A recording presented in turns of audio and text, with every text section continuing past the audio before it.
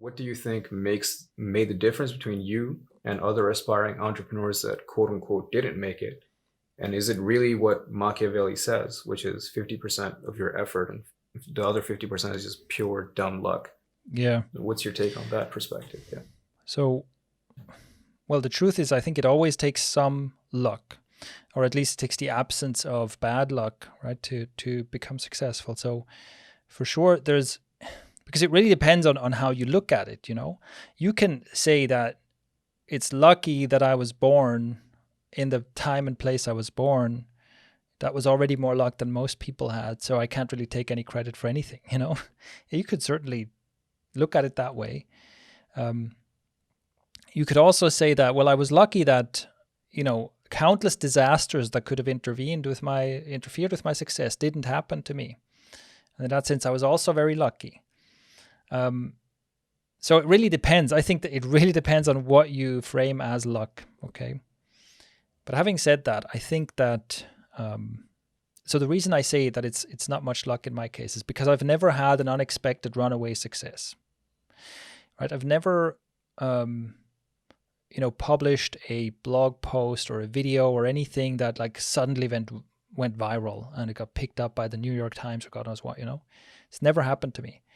I've never launched a product that's just like, oh my God, all of a sudden we have like tens of thousands of people just flooding here because some, whatever.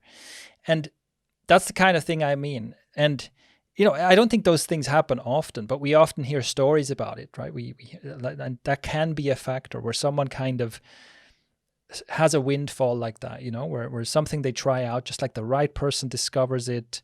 And, this is an old example, but I'm reminded of Flappy Bird. Flappy Bird was like this mobile game that was like made by one person, very simple game. And then it was picked up by some YouTubers with huge audiences, and this thing just blew up. And that would be an example of, yes, this guy was entrepreneurial. He made a game, and the game was good, right? It's like clearly it kept people entertained. So he did a lot of things right. But he also had just a stroke of luck that made him a lot of money. And so that kind of thing has never happened to me, right? And that's what I mean. And in a way, it can be a little frustrating. It can be a little frustrating. That's like, I've never had a lucky break like that, despite the sheer volume of things I've done. But on the other hand, I'm also a little bit proud of it. I'm a little bit proud of it. It's like my success story. You can look at it and it's like step by step, you can, every time I made more sales than last time, you can see the work I put in to get those extra sales, basically. And I think that's good because it kind of shows, okay, you can put in the work, you can trust the process, and you can eventually get there.